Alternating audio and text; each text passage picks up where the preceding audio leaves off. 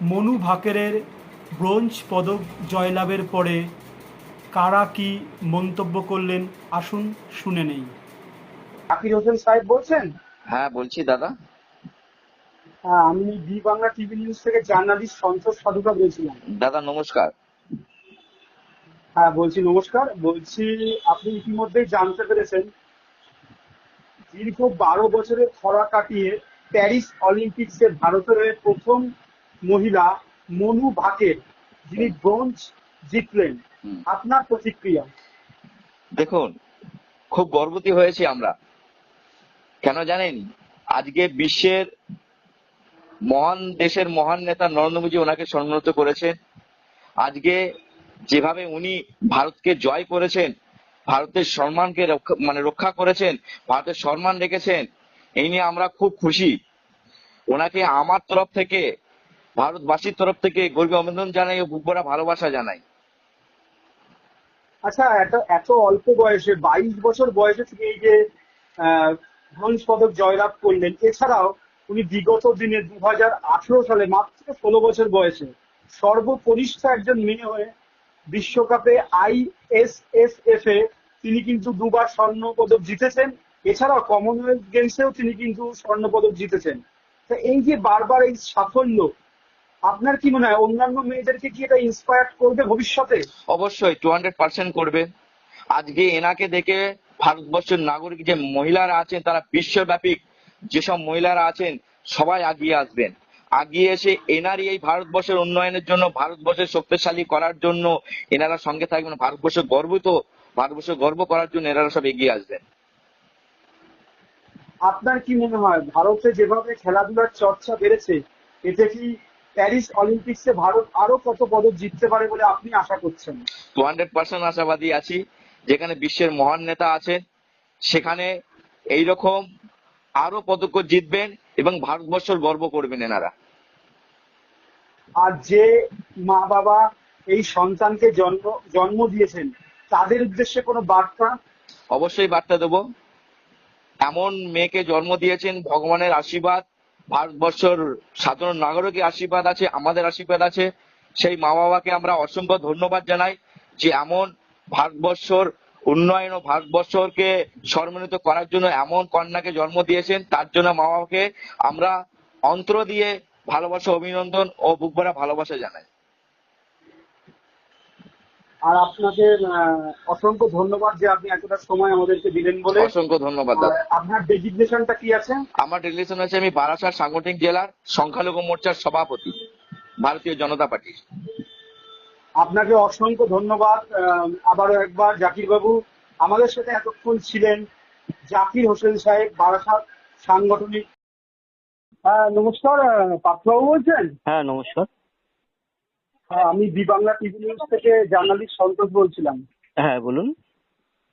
হ্যাঁ, ইতিমধ্যে জানতে পেরেছেন প্যারিস অলিম্পিক্সে ভারতের প্রথম পদক জিতলেন মনু ভাকের, যিনি হ্যাঁ, হ্যাঁ। দীর্ঘ 12 বছরের খরা কাটিয়ে ব্রোঞ্জ পদক জিতিয়ে ভারতকে গর্বিত করলেন। হুম। আপনার প্রতিক্রিয়া? এটা আমাদের ভারতবর্ষের কাছে একটা গৌরবময় দিন।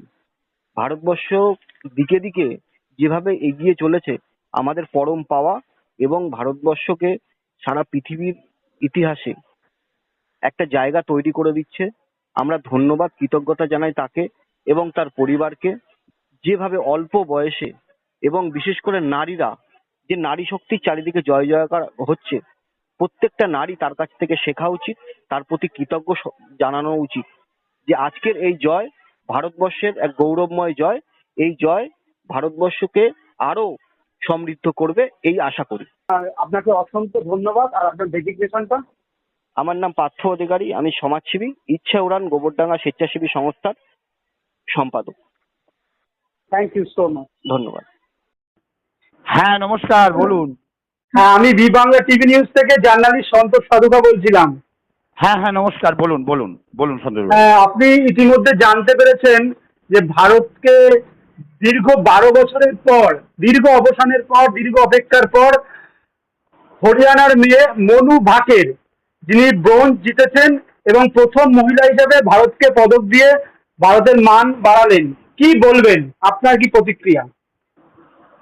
আমি অত্যন্ত আনন্দিত অভিনব বিন্দ্রা এবং আমাদের গগন নারাং, এদের পরে অনেকদিন পরে আমরা আবার একটা পদক এই পিস্তল ইভেন্টে জিতেছি।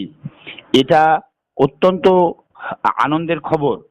আমি সারা দেশবাসীর মতো আমিও অত্যন্ত আনন্দিত, এবং সবচেয়ে বড় কথা হচ্ছে যিনি এই পদকটা জিতেছেন উনি শুধু একজন ভালো যে অ্যাথলিট এরকম নন, উনি অত্যন্ত ভালো একজন সঙ্গীত জগতেরও মানুষ, এবং উনি ভায়োলিন শেখেন আমারই একজন পরিচিত গুরুর কাছে, যিনি দিল্লিতে থাকেন, আমাদেরই বাঙালি একজন সন্তান, ঠাকুরনগরের মানুষ। আমি এর জন্য আরো আনন্দিত। আমি এনার কথা আগেই শুনেছি, এখন পদক পাওয়ার পরে অনেক বেশি মানুষ জানছেন। সত্যি খুব আনন্দের, সত্যি আমি খুব আনন্দিত। আচ্ছা, মহিলারা যেভাবে একের পর এক সাকসেস পাচ্ছেন, এবং মনু ভাকের যিনি 18 সালেও বিশ্বকাপে আইএসএসএফ এও পদক জিতেছেন, কমনওয়েলথ গেমসেও স্বর্ণ পদক জিতেছেন, তারপরে এই 2024-এ ব্রোঞ্জ জিতলেন।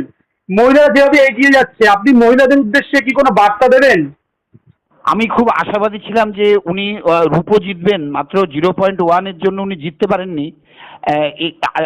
উনি আরো ভালো করতে পারতেন, ওনার বেস্টটা কিন্তু এই পারফরমেন্স নয়। তথাপি তাতেও যে আমরা একটা পদক পেয়েছি অলিম্পিকে, এই অলিম্পিকের প্রথম পদক, এবং বিগত কতগুলি অলিম্পিকে দেখা যাচ্ছে আমাদের দেশের মেয়েরা প্রকৃত অর্থেই ভারতবর্ষের নারী শক্তির যে জাগরণ ঘটছে তার একটা সূচক কিন্তু এই গেমস এবং স্পোর্টস এবং অ্যাথলিটস বিভাগে আমাদের এই যে সাফল্য। আচ্ছা, আপনি বলুন। হ্যাঁ, এইটা আমি মনে করি যে মহিলা এম্পাওয়ারমেন্টের দিকে আমরা অনেক বেশি করে এগিয়ে যাচ্ছি, আমাদের দেশ এগিয়ে যাচ্ছে, এটা তারই একটা সূচক বলে আমি মনে করি। আচ্ছা, আপনি একজন শিক্ষক, আমি যতদূর জানি, তা আপনার কাছে জানতে চাইবো, বেশিরভাগ বাবা মাই তার সন্তানকে, বা সন্তানেরাও অধিকাংশ সময় বলে আমি বড় হয়ে ডাক্তার হব, ইঞ্জিনিয়ার হব, এয়ার হোস্টেস হব, প্লেন চালাবো, এরকম বিভিন্ন রকম কথাবার্তা বলে থাকেন।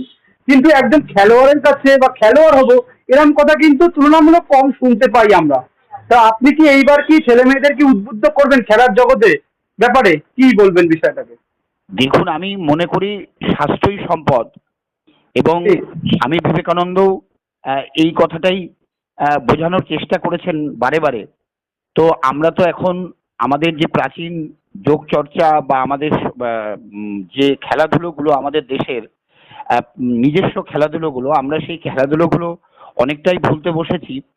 তো অত্যন্ত আনন্দের খবর যে আমাদের দেশের বিভিন্ন অ্যাথলিটরা অন্তত আমাদের দেশকে বিশ্ব মানচিত্রে যে আলোকিত করছে। এবং আমার মনে হয়, দেখুন আপনারাও সাংবাদিক, আপনারাও একটু এই সচেতনতা বা এই বার্তাটাও মানুষের কাছে দিন। দেখুন, খেলাধুলোর কথা আমরা বলি, কিন্তু বিষয়টা হচ্ছে আমাদের স্কুলে অ্যানুয়াল স্পোর্টস মিটে এই যে জ্যাভলিন থ্রো হয়, তো জ্যাভলিনে যে ভারত সোনা জিততে পারে এটা কিন্তু আমরা বিগত অলিম্পিকে পেয়েছি। তো এই যে ইভেন্টগুলো আমাদের ছাত্ররা এনকারেজ হয় অটোমেটিক্যালি, কিন্তু মুশকিলটা হচ্ছে কি, খেলাধুলোর জন্য পড়াশোনার চাপে ওদের হাতে সময় খুব কম প্রথমত, আর দ্বিতীয়ত হচ্ছে কিছু গার্জিয়ান যারা একটু খেলাধুলোর মধ্যে ন্যাক আছে, তারা হয় ওই ক্রিকেট কোচিংটা, এটা আমি কোনো খেলার বিরোধী নই, কিন্তু ভারতবর্ষে এই ক্রিকেট করে কিন্তু আমাদের যে মৌলিক খেলাগুলো, যেগুলো অলিম্পিকে সারা বিশ্বজনীন প্রতিষ্ঠিত খেলা, সেই খেলাগুলো থেকে কিন্তু আমাদের দেশের একটা বড় অংশ, আমি খেলায় আগ্রহী নয় এরম বলবো না, কিন্তু ফুটবল সহ অন্যান্য খেলাগুলো কিন্তু এই ক্রিকেটের আড়ালে ঢাকা পড়ে যাচ্ছে, যেখানে ক্রিকেট কিন্তু সারা বিশ্বের কতিপয় কিছু দেশের খেলা, যতই আমরা বিশ্বকাপ বলে যাই, কিন্তু এই অলিম্পিকের মতো মঞ্চে আমরা আরো ভালো করতে পারবো যদি আমাদের দেশের যে সংখ্যক মানুষ খেলাধুলোর মধ্যে তাদের সন্তানকে নিবেশিত করছেন, তাদের মধ্যেও যদি এই সচেতনতাটুকু আসে যে অ্যাপার্ট ফ্রম ক্রিকেট অন্যান্য খেলাগুলোতেও ভারতবর্ষকে অনেক বেশি সম্মান এনে দেওয়া যায়, এইটা কিন্তু আমার মনে হয় এটারও একটা সচেতনতা জাগরণ। আপনাকে অসংখ্য ধন্যবাদ নীলোৎপল বাবু, যে আপনি এতটা সময় বি বাংলা টিভি নিউজকে দিলেন। Thank you so much. আমাদের সাথে এতক্ষণ ছিলেন নীলোৎপল মিত্র। আপনাদের চ্যানেলকে অজস্র ধন্যবাদ জানাই আমি আমার এবং গোবরডাঙ্গাবাসীর পক্ষ থেকে। Thank you so much.